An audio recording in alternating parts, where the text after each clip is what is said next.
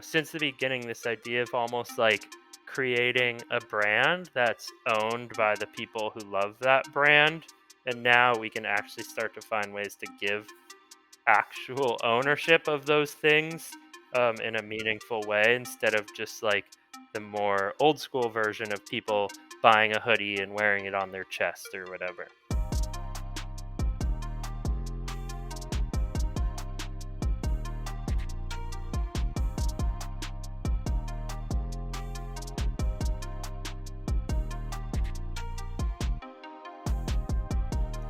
And we're live. Welcome back to the Tech and Tekkers podcast. Today's guest is easily one of the coolest people I've had the pleasure of working with. He basically lives in the metaverse. He's a massive surfer dude. And in my eyes, he's pretty much the Bobby Hundreds of the sporting crypto world. He goes by the name Jacko Fool, Overtime Jacko, and another one I made up, Jacko Flock of Flame. It's Jack Ostler from Overtime. Jack, how you doing? Wow, that was I need you to walk with me everywhere I go and intro every room I go into. That was the best intro I've ever gotten. Thank you.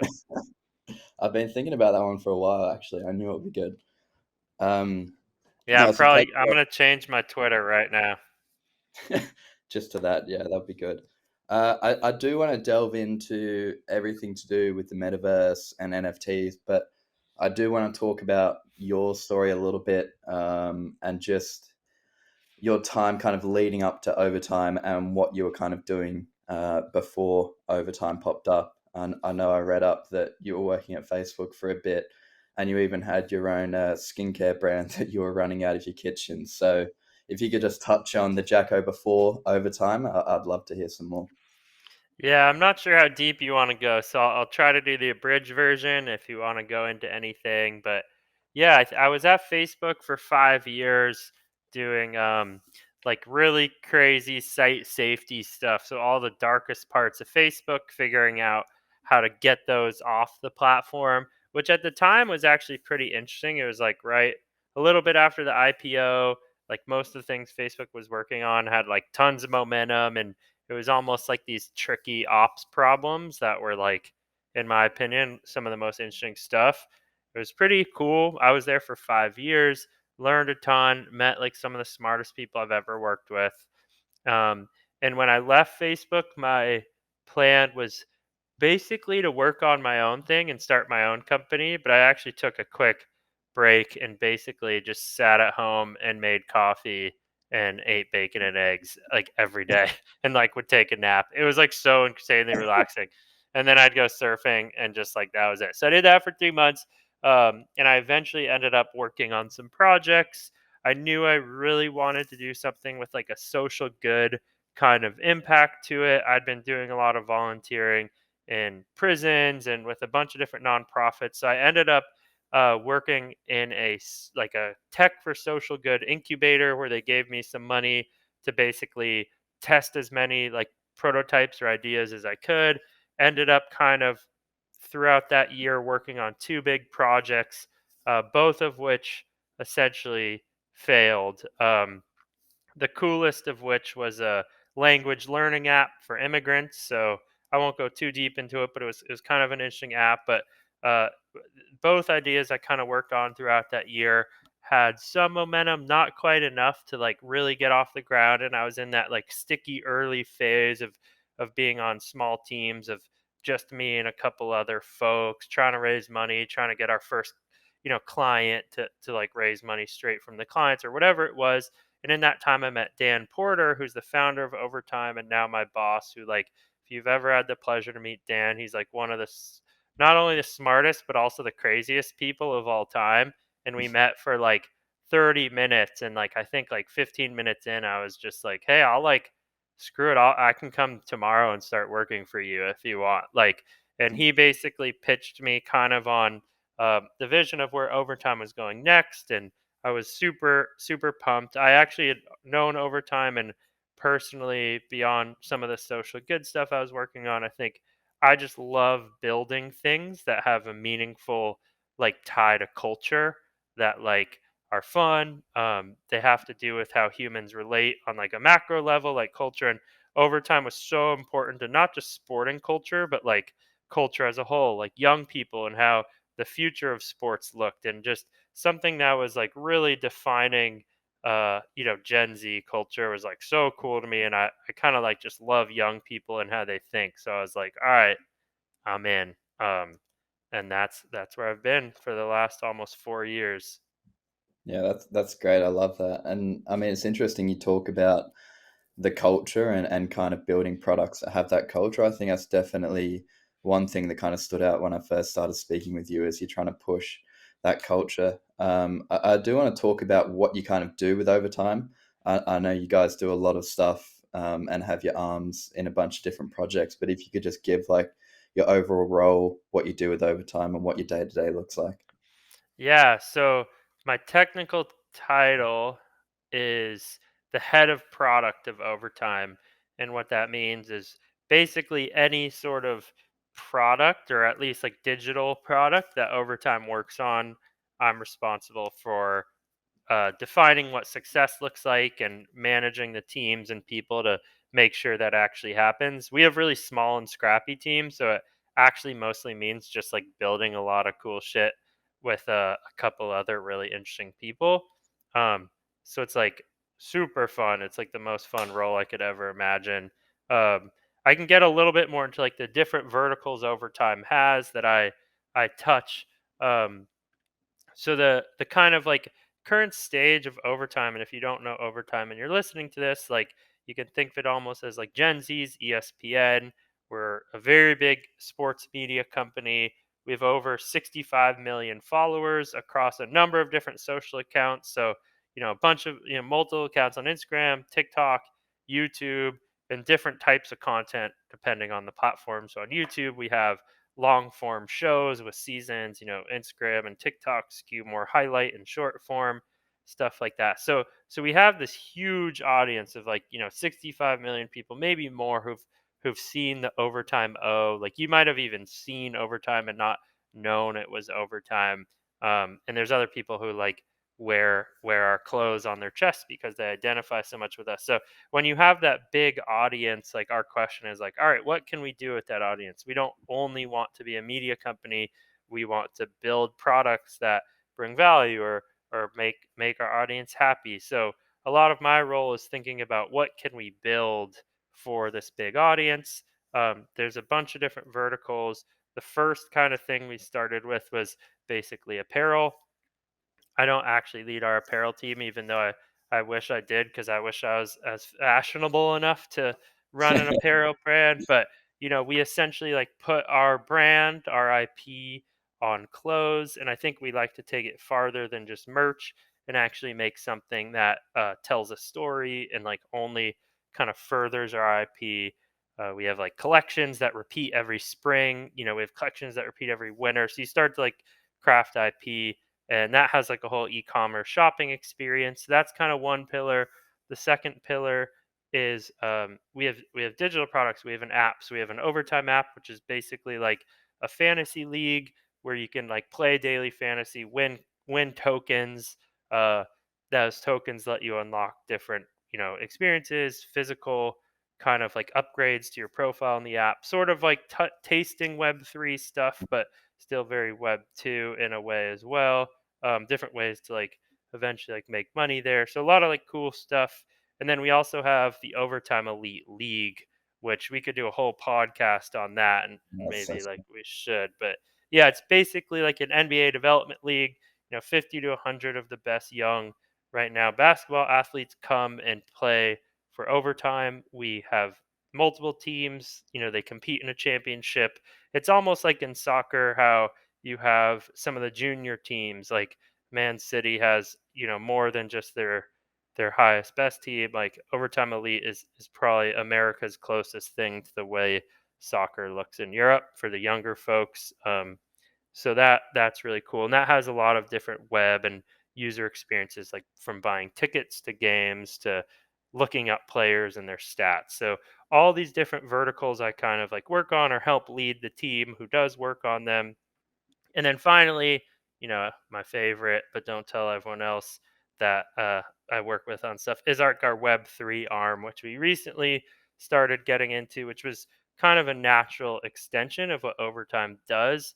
It wasn't Mm. like really like a new arm. That's actually, I probably described it wrong. It's for us like, the Web3 is like the future engagement platform for how we talk to our fans and interact with our fans. So we sort of started, you know, getting into that. Not necessarily everyone who follows Overtime is going to have, uh, even going to own cryptocurrency, let alone having a specific wallet, for holding it themselves instead of like a custodial wallet or something. So it's a really interesting puzzle of like how you build something for which audience, because build we can't just launch a token and tell 65 million people to get it. So it's sort of a fun challenge for me, figuring out how to appeal to the existing, NFT audience who knows us, but also educating our fans who are like brand new to it.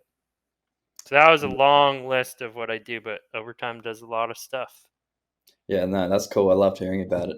And I think one thing that stands out about Overtime is, I mean, even before you guys delved into Web3, like you really look at the people that follow you as much more than just followers. And I think the way you kind of like engage with them just lends perfectly into Web3. So it's just that like kind of natural progression. Um, Yeah, I was thinking about this actually, like a day ago, like when that big Solana project, I think it was like the most traded volume a couple days ago. OK Bears, like one thing that OK Bears does so well is they really like create this IP or this brand of like being okay. Like when they mint it out, they're like, we mint it out, we're okay. Or like, instead of like wag me, it's wagbo, like we're all gonna be okay. And like really like pushing this idea of okay. And it reminded me of I was going to say the early days of Overtime, but still the current days of Overtime, where everything is about like the O. So you'd go to basketball games around New York, and when someone scored, they'd put up an O with their hands, like make an O with their hands, or they would wear an O on their chest, or people would hashtag like shout out OT. So like, um, since the beginning, this idea of almost like creating a brand that's owned by the people who love that brand. And now we can actually start to find ways to give actual ownership of those things, in mm. a meaningful way, instead of just like the more old school version of people buying a hoodie and wearing it on their chest or whatever. Yeah, I mean, I know one project both you and I love is the hundreds as well. And I mean, I was joking about you being the Bobby Hundreds of the sporting crypto world, but I think the way they kind of look at the people that buy their merch is a lot more than just people that buy their merch. Like they go much beyond that, and it almost like it gives people like something to identify with that extends much further than the actual product itself, kind of like tying itself into that culture you were talking about. And I do want to, a question I had is, what other things do you think are important to think about when releasing a product? I mean, it can be just an app or a Web3 project. Like, what do you think are some of the most important things to think about? I was just talking with someone who on my team today about this, who's a really great, another great product builder who works on our app, and we are talking about like the idea of like how your product is discovered used to be something people thought of as like, it's like marketing. You did it second, like you made like you made your toothpaste company or your oatmeal company or your cereal company, and then you make it, and then you're like, all right, now how do we market it? Let's go pay an agency. And you almost invent the brand and the community and the marketing later. And like more and more all that stuff is happening either through the design of the product, or in Web3 now you're even building your community or your people who believe in your brand before you even have the product, which is actually sort of overtime too. Like we have followers on social before we even have products for those Mm, people. Um, so I think like to answer your question, like whenever you're building a product, I mean in Web3 this is so intuitive. So like for this audience it might even be boring, but it's certainly something true about building an app. Or we didn't even touch on my like chapstick company. I totally forgot about that. But or if you're building like a hard product, like you almost want that, what matters more is, can will people discover that product or know about it, not even how good the product is, although your product Mm. also has to be excellent. So Yeah. I think finding ways like that the second your product's out, it'll be discovered. Like one thing we do in our app is like you can't just play fantasy. You can only play fantasy with a basically like a famous TikToker. So TikTokers like influencers host your fantasy league, which is one super fun, and two like it's like built in distribution because those TikTokers will naturally share it with their audience, and it lets them sort of like build their community more, sort of using our app as a platform. But again, in Web3, this is like day one stuff. Like it's hardly even interesting anymore. Like Yeah. you build your community and you build your mission and you almost write up your blueprint or your roadmap before you even start really working on that. Yeah, yeah, I agree. Speaking of Web3, how did your Web3 journey start? Um, I mean, another thing I kind of want to touch on is I think when people are in Web3, they just have this naturally curious side to them. And a story I do want to talk about is your story I read up on of your family putting the turkey in the oven, and your curious side thought, why do they do this? And you went on this massive journey to kind of find out how they did. So do you want to maybe touch on that story first, and then after that, how you got into the metaverse? Yeah. And do you want to answer like how I personally got into Web3 or more like how Overtime did? How you personally got into it? Okay, so I'll do the turkey story first. like haven't even told the turkey story. I almost like forget it. I forget why we were even talking about it. I honestly think it's because we were working together around Thanksgiving and somehow everything was related to turkey because only Americans have a holiday that revolves completely around the turkey, which is just totally bonkers. But anyways, okay, so the story was like um every Thanksgiving, my grandmother, this is actually also a rhetorical story, but like my grandmother would cut off the or my aunts and mom and grandmother, everyone would cut off the edges of the turkey. So like before they'd put it in the oven, they'd literally, cut off the like front and back. So it was like a smaller, more compact turkey, and they'd put it in the oven. And one day me or my sibling or someone, thought to ask like, so why do we do that? And we trade. I forget the longer version of the story, but basically, like, no one knew the answer. You take it from my aunts and mom up to my grandma to her mom, and really, what had happened is that my great grandmother or whatever it was lived in such a tiny apartment that the turkey didn't fit in her oven, so she had to cut off the sides just to make the turkey fit. And it wasn't actually to make the turkey taste better. It was just like this solution, like a one-off Yeah. solution one time to solve a thing that somehow turned into something people were doing, 50 years later. And I think that's certainly something I think about with all product building or company building is, we tend to like come up with a solution for something that works at one point in time, and then the problem is when you hold on to that solution forever and not question like, does this still solve things for where we are? And I forget actually how we linked it to Web3, but I think like there's a lot of things digitally. Like I think about the way I use my like apps on my phone. Like I literally everything I log into, I just like I might as well take a picture of my social security and send it to them because the apps ask and know everything about me. And we never really stop to think about if that's like the best model.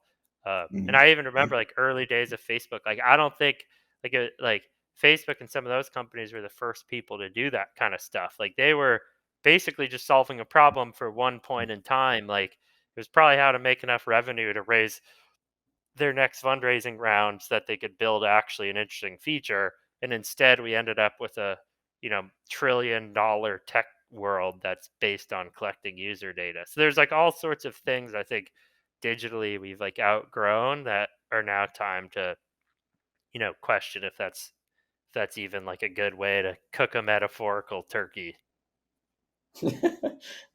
Yeah. One question: do they still cut the ends off the turkeys? No, thank God. We don't have that dry ass turkey anymore. Now we just have a full turkey. Oh, that's so good. So how did Now your we Web need to, three now journey? we can deep we're deep frying turkeys these days, and whole new ways to cook turkeys instead of just putting them in the oven. Well, leveling up. I definitely need to try one of these turkeys someday. How did your Web three journey start? Yeah, so I forgot to answer that question. Um, Hmm. a lot of people, I think, who like sports, their journey, they say, started with NBA Top Shot, which is sort of true for me, but actually not that true because I never was that into Top Shot. I think I bought one card, but people at Overtime were so into it, I almost felt like I couldn't keep up. And it was just like it was so driven almost by sports fandom, not actually by some of the more like philosophical and interesting community elements of Web3. So it sort of piqued my interest, but was never that into it. I think what really got me into it is there's another guy I know who runs a sports app, and we were just comparing notes about app stuff. And he was like, dude, I had the funniest weekend. I bought this like ape with a dress on it, and it like cost me like $100 or whatever. But basically, he'd minted like one of the first bored apes, and he's like Wow. telling me how mad his girlfriend was at him, like because he like stayed up till 3 a.m. and had like bought like three of these things, and one of them had like a dress. And like it was like I just thought it was so funny, but I really thought he was a smart guy, and I was kind of curious why he did that. And at the time, he'd already made like 50 grand, which I just thought was like insane. And of course, jokes on me, is way more than that in the long run. But I just remembered that being so cool. And the um the interesting part of it, and it always has been, was like this idea of like online community and almost like shared memes or shared stories. And it was like something about the art of those apes was so like easy for all of us to almost like all, I don't know, laugh about or feel like related to. Or and that was actually pretty clear right off the bat to me. I was like, oh, this isn't just like a silly stupid thing. It's like somehow meaningful shared experience that has a little bit of humor in it, but is also like, people are really actually making friends over these things. Like, and that kind of just like set me down the rabbit hole. Yeah, I love that. And I think that's kind of the thing that stood out to me the most when I first jumped into the space is how friendly everyone was. It was just almost like so refreshing from the current state of social media. Like if you look at like Instagram or Facebook comments now, a lot of them tend to be negative. But the thing that kind of hit me in the face straight away was how positive everyone was in the Web3 space. What else kind of stood out to you when you first jumped in? There, like, humor is a good one. There was the early days had a lot of humor and just like crazy Mm, shit. Um, it was so internety. It still is, but like I can barely even remember the early projects, but I remember you like minted crypto dads or whatever. Like it was almost yeah. the time it was almost like Wall Street bets just kept going. Like that like GameStop to the moon, almost like cheering for something as a group just for the sake of cheering for it, and the more absurd it was the better. Um and that like makes people think it's stupid when it's actually one of the more like meaningful things humans could do together. And yeah, that just fired me up so hard, is that like shared meme or shared humor. And then that obviously evolves to like interesting things like NFTFCU is one of the first projects I like got really into and got excited about, like the early, like you talked about, the hundreds and the atom bomb squad, and starting to like tie um less deep internet culture stuff in so that like the average person could more easily grasp what was going on, and that was like, while still keeping a lot of the like important parts. Like I actually don't think things should be like too easy to understand. Like I think there's actually something fun and that protects the culture about it being something you have to learn. Like it's like same as overtime. Like you might watch some overtime content, but like you don't know to throw up the O after you score a point until you've like sort of soaked it in. And I think there's like something nice about sort of it being a little exclusive, a little bit like you have to learn, but not Mm. so impossible to like unwind that even if you committed, weeks of research that you still couldn't figure it out, which the early days sometimes felt like that. Like it was like no matter how much you like tried to dive in, it was like no one seemed to be able to understand these things in plain language. And I feel like that's shifted without losing too much of the culture. Yeah, it's interesting you say that, and you talk about the early days. And I saw a tweet you did yesterday, and something I think about a lot is kind of how the space has changed. And I mean, we talk about Web3 advancing so quickly, like 2 weeks can feel like 3 months. So, how do you kind of think the space has changed, and why do you think it's changing? It's a good question. I mean, it changes like every single week. Like I saw I saw a tweet, speaking of tweets, where I forget what someone said, but it was basically like if you if you claim to know exactly what's going to happen 6 months from now, like the only thing I know is that you're wrong. Like it's just like, and 6 months is even like, oh, every week I think I like have a grasp, and then there's like a new type of utility or like I don't know. So that question's almost too hard to answer because I couldn't summarize it. Like each week, I just have like a new thing I've learned or new something. Maybe if I had to answer, I think projects that like I don't know, maybe just like even more intention around the community building in a way that's like things some like maybe it's just because I'm used to it, but Discord actually somehow feels less chaotic these days. Like it still can be so chaotic, but like there's such a blueprint for like, especially for like really great community leads and mods for how to communicate what the project's about and set a tone and set a vibe and like for people to come together. And every day new people are joining new communities. And I feel like when I first started, I'd like want to get into a certain project, and as sort of like I was never a core deep like web3 expert, and I could spend 3 days with a community and still feel like totally lost. And Mm. now I spend 3 days and I feel like a little bit more welcome or more like I understand what's happening, um, which is cool. Yeah, that's good. Why do you think NFTs are so important? Like, where do they fit in the current state of what Web2 is? And what do you kind of where do you see this going, and how they can benefit just the average person? I think, I mean, there's a bunch of like value points. One of the biggest, it's kind of a more boring one, but it's something I notice a lot as Overtime, which is a very centralized entity trying to operate in a more decentralized world, is all the current legal structures for building digital products require you to know who your user is. So like I'll have talks with my legal team where they're like, do you have a list of emails of X? And I'm like, no, I absolutely don't know.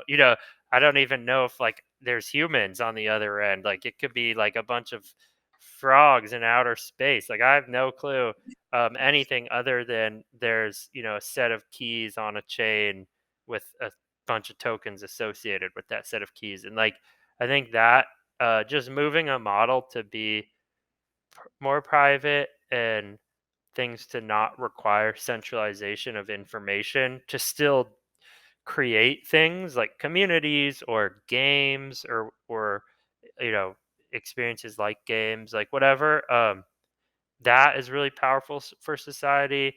I think the other thing is, the other biggest thing, and this is really big for overtime, is like letting your users be financial stakeholders in what you're building.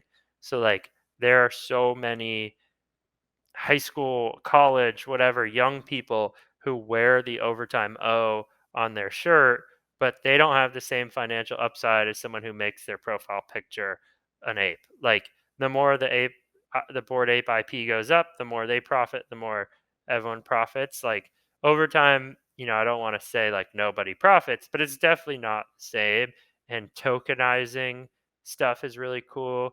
And then I think like one one kind of like build off of that is like I've spent a lot of time in Silicon Valley. I literally used to live there. I worked for Facebook. I've started companies, tried to fundraise from traditional investors. Overtime has a number of very traditional Silicon Valley investors. Like I think democratizing that, especially kind of like early stage angel investing, is really cool. Like my fiance and I invested in a tequila company the other day, and it's like everywhere that we go to, we bring this tequila, and we're like, it's the best fucking tequila ever made, And it's like that's sort of like what being a token holder of an NFT project, like the NFT is like that tequila bottle, it's like the Mm. IP. It's like everywhere I go, I promote the projects that I like. And I mean, honestly, sometimes I even talk about projects I don't like, but that's or that I don't hold, um, which is just good brand. So I think that the ability to like offer users a thing that they now are like a part of, and they're essentially like an angel investor. So if you can like combine the like angel investor and user all in one big like single thing, like I think that's really cool.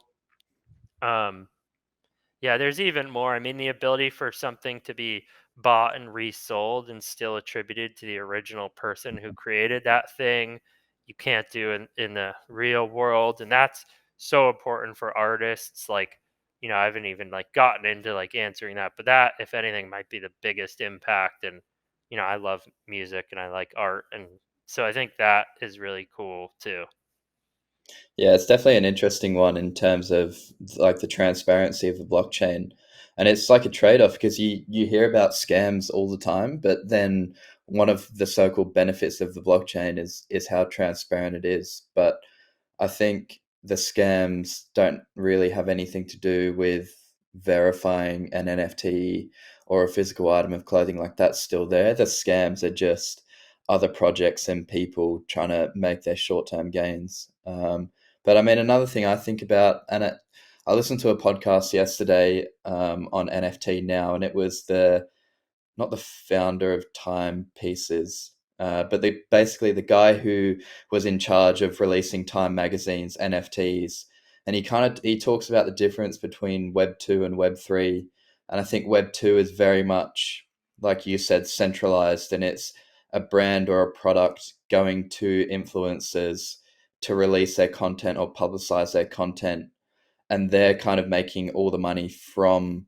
the customers or the consumers. Whereas Web3, it's almost the other way around, where the community itself is going to these influencers, creators, in our case, football players in their early days, and they're kind of empowering them in their early days. And it's more decentralized in the fact that everyone's winning. So the brand is still winning.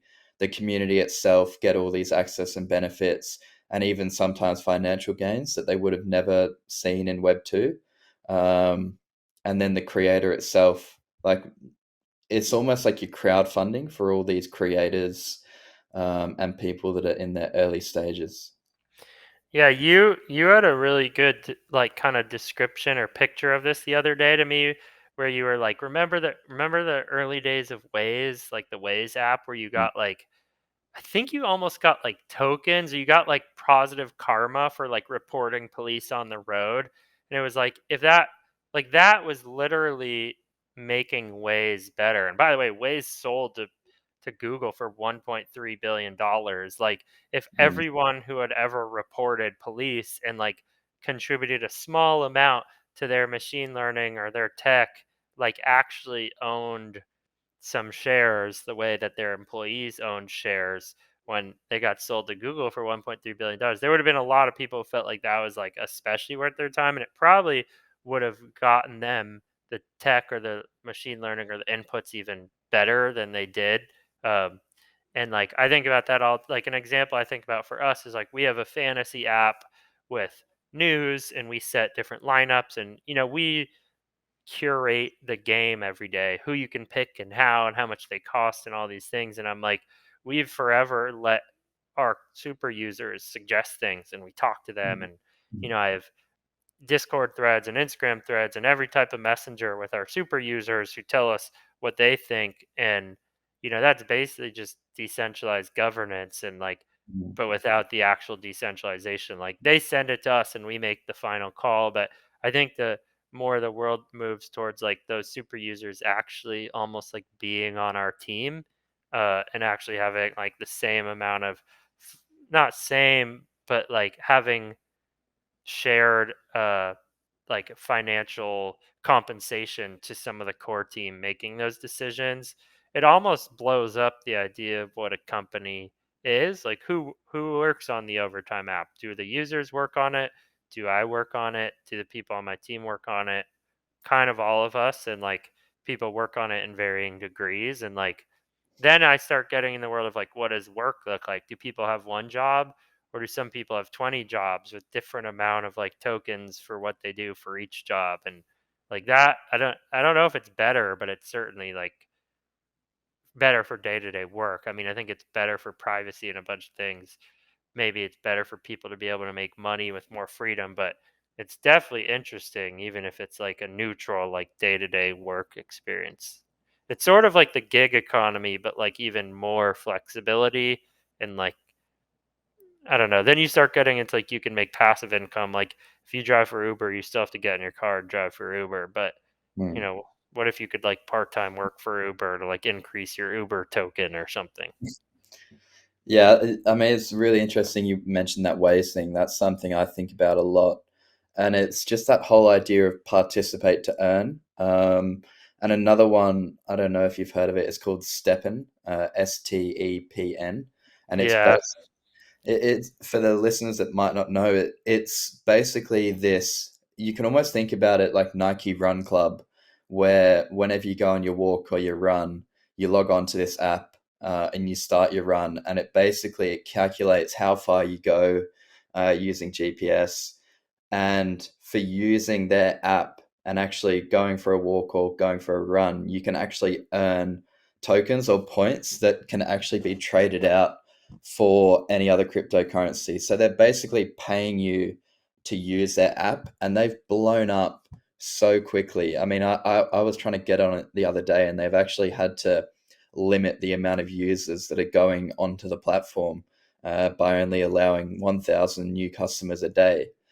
And I just think that whole idea, like traditionally in Web 2, if they wanted to start that app, they would create the app, get a bunch of funding, create the app, and then they would have to go to all these different influencers and try and market the product to get the users to sign up to their platform. But now they've got their own token, and they're pretty much paying people to use the app in the early days through their token.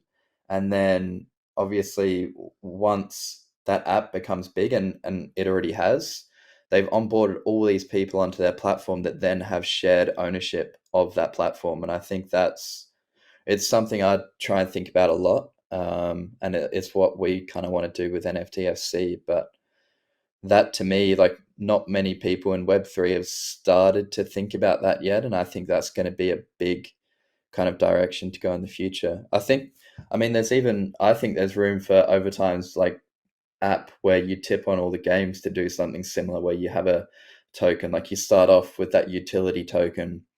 It's almost like loyalty points. And then you have that option to trade it in for governance tokens.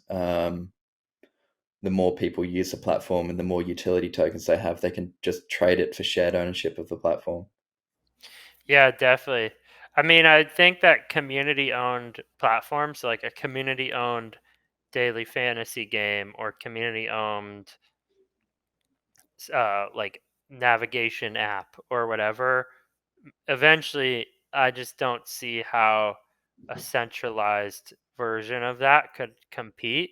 Yeah. Um, at least if you had a Web 2 version starting against a Web 3 version on the same day, things that already exist have a lot of like moats and barriers and things that you know can can compete. But like community ownership is at minimum on the growth front like so powerful, let alone like retention, because you really feel like the thing is yours. And that's why, like, going back to the Bobby Hundreds, like the Hundreds streetwear brand, like people have felt like that's their brand forever, because it's not about the t-shirt or looking cool, it's about being a part of the hundreds. You're one of the hundreds. You're like, and it's like, yeah, why would you ever wear anything else? Like, that's your shit. That's like your group. Yeah, it's definitely. I'm really interested to see how it plays out with Web 2 companies trying to transition, because I feel like a lot of the traditional giants, like even Meta, when they announced their kind of metaverse, and then it came out a few weeks or a few months later that they were planning to take like a 45% fee on all the creators' sales and stuff like that. So I think the hundreds did it well, and I think BracketX, you guys did a really good job as well of transitioning from. I mean, you guys already had that Web 3 mindset, but I'm really interested to kind of see how these Web 3 projects kind of fare against the traditional Web 2 companies like Facebook and Meta jumping in. Because I feel like a lot of them joining the space comes from a place of they don't want to miss out, but they still want that kind of centralized way of thinking. And why would they want to jump into the Web 3 space and have it decentralized when they're making all this money? Um, I could flip that on the other side too. One thing I'm excited about is seeing the Web3 companies actually start to build community owned platforms, yeah. because you have certain NFT company or Web3 projects, NFT projects that are so incredibly good at building community and brand and shared identity. Like, it's like crazy how good they are at it, and even like making group decisions. But they don't actually have a platform they've shipped. Like, they might have actually the token, but they don't even have the platform you use the token to make better or get rewarded for making better. And I think, like, transitioning to using their community to like start to build these things and take down these big behemoths is going to be cool. And I don't personally think all of them will navigate that transition well, but it's sort of like, in a way, I hope they do, because the hard part is the community building. So I mean, product building is pretty hard too, but like, getting people to believe in your thing and then be a part of your team is ultimately way harder. So it's like, on you have both sides converging and trying to like figure out almost like a middle, like what that's going to look like. That's a super scaled version of like Web 3.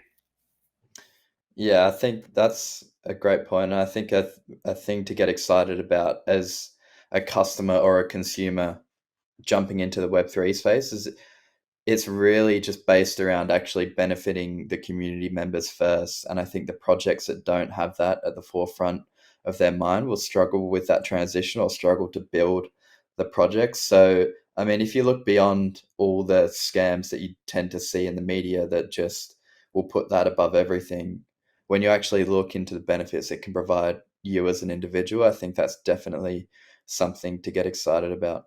I do want to transition to BracketX and how your project came about. Like, what did that discussion look like with Dan? I think I heard the story about this on the Twitter space, but I'd love to kind of know more about that.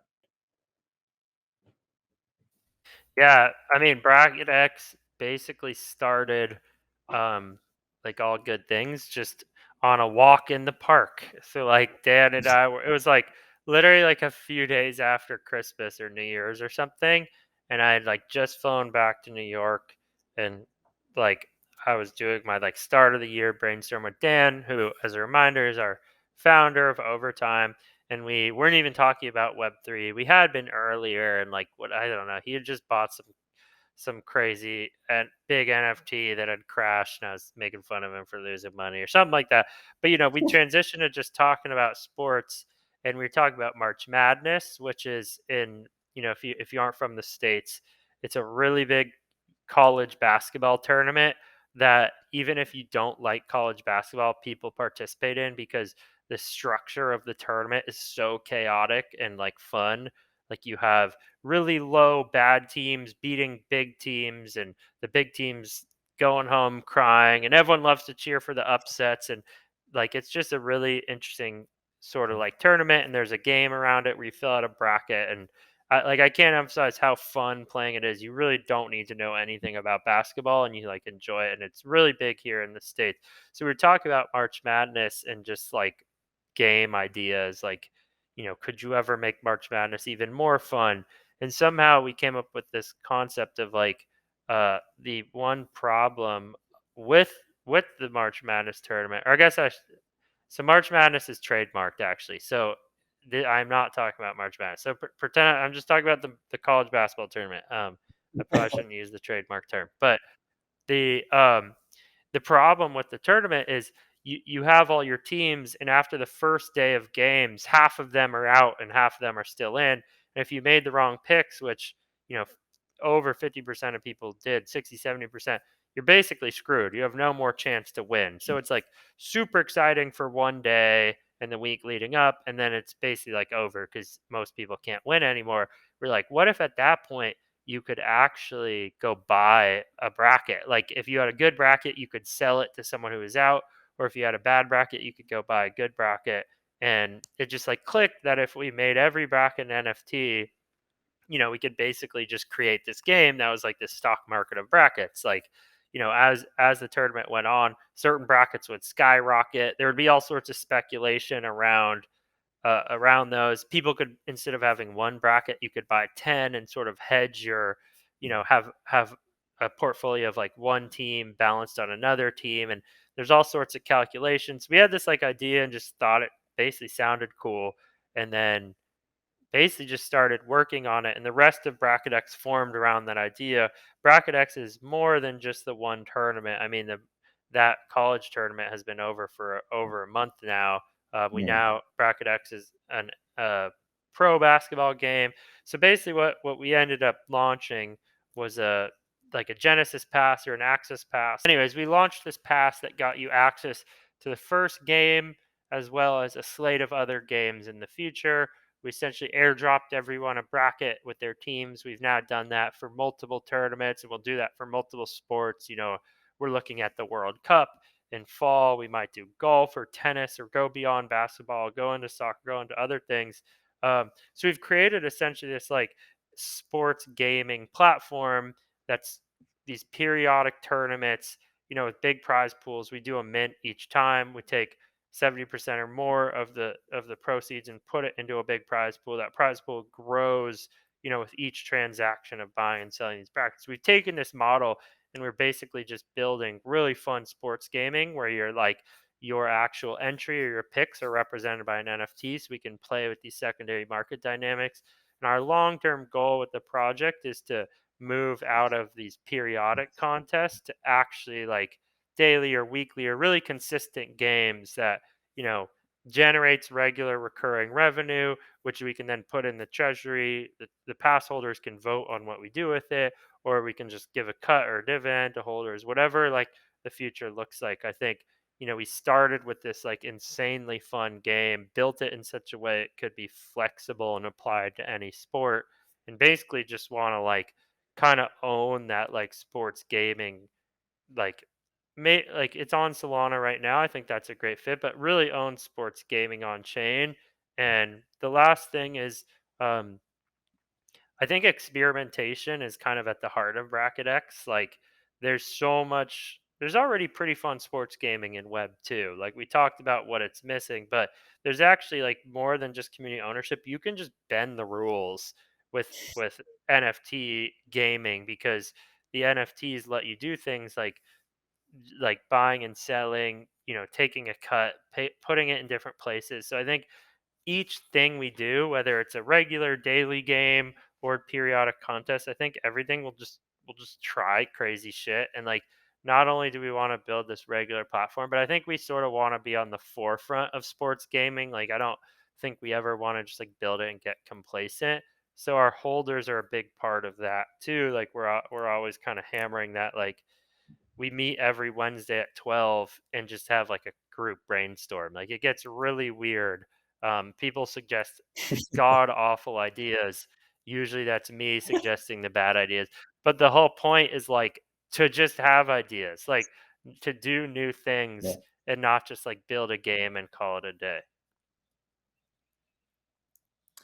Yeah, BracketX for me is a project I really love, and I didn't kind of realize how much I would actually like it. So when I got that NBA kind of playoffs bracket, and I'm not gonna lie, the first one I got was pretty awful. So I decided to actually go onto the secondary market and buy a better one. And it's crazy. Like, I mean, I've always liked watching the basketball playoffs, but now that I've got that bracket, it's something I do religiously from day to day. I go downstairs, chuck on ESPN, and I'm actually watching the playoffs and genuinely interested in how the games go because of the bracket that I've got.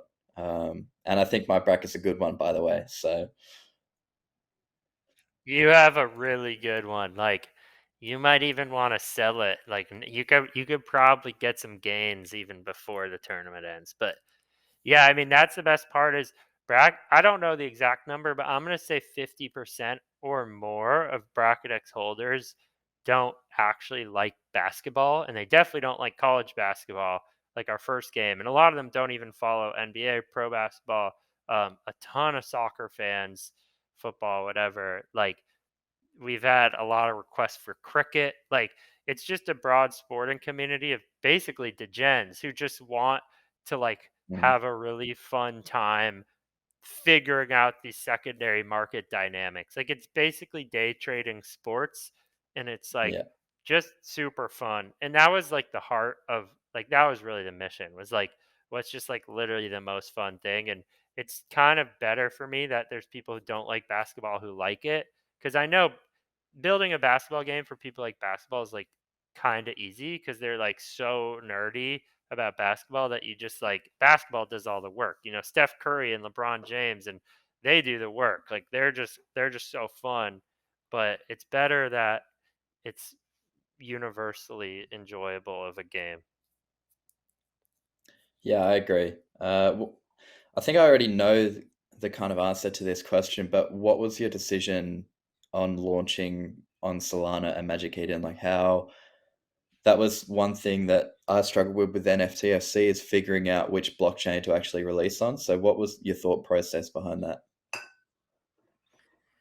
A couple things. I mean, first was the heart of the game was secondary market trading. So it's not even about your first bracket or your first pick or your first thing. It's more about how you evolve from there. And there's people who hold, 20 different brackets throughout the tournament. Like they're constantly going up and down every day with their buy and selling. So off the bat, it could not be something with high gas fees. It just wouldn't. The game wouldn't work. So then you're kind of just looking at the low gas options. Solana has really cool communities, and actually, it's kind of perfect timing because this week I feel like is the first time the NFT communities like feel some FOMO around Solana with this like OK Bears launch with like D Gods, and some of these projects are getting like a lot of recognition they deserve, I think, and I'd like spend some time in a few of those communities, not those two specifically, but just I just thought like Solana had like a fun, kind of funny, cool vibe about it. And then the third was Magic Eden was like literally our contractual partner. They were the dev team. We launched it on Eden Games, which is on their homepage. The whole experience lives there. And we had like a call with them and like we pitched them the idea and like I think they like literally before we were even done with the pitch were like brainstorming crazy things that we could do. Like they were just like the coolest. Like they were like, "Oh, what if we did this or what if we did that?" Like, and I don't even know if we ever talked about like the boring contract stuff. We just like basically started brainstorming what was going to be the most fun and so it was easy. Like they're such a good team and such a good platform. So that was like a great partnership. Yeah, I mean, there's nothing like going back and forth with ideas in Web3. That's definitely one of the funnest things about it is actually speaking with other people in the space and kind of coming up with these ideas.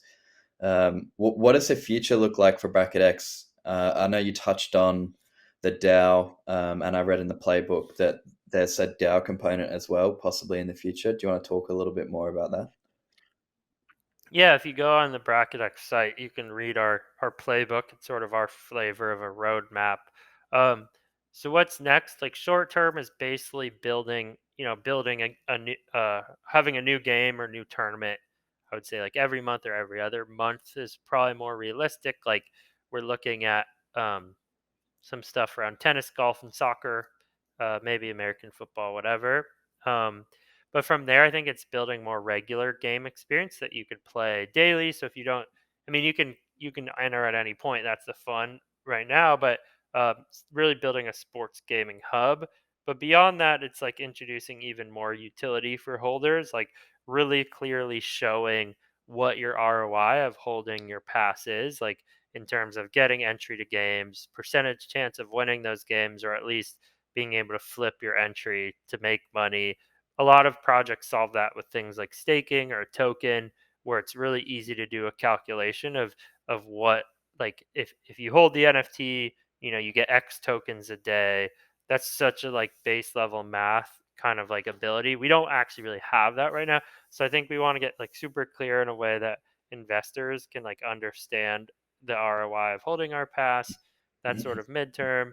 So it kind of covers short, midterm. And then in terms of like a DAO, like really being a part of the Solana community. So we have the BracketX DAO and Growth Fund now, which is basically just a way that we give whitelist, connect with other projects to our holders, and then we actually hold some Solana projects.